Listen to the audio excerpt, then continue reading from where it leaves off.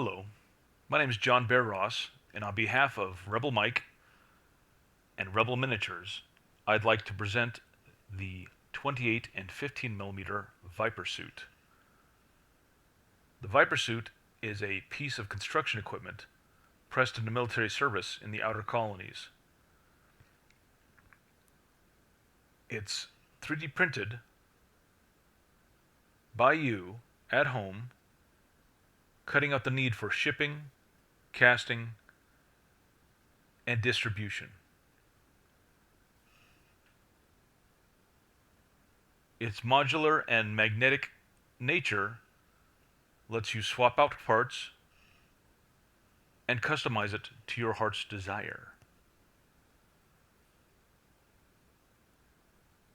10 commercial licenses will be available worldwide for folks who want to print and distribute the Viper suit, making it available to folks without printers as well. We have a number of stretch goals lined up, including a detailed cockpit, stowage, jetpacks. Jetpacks are always fun.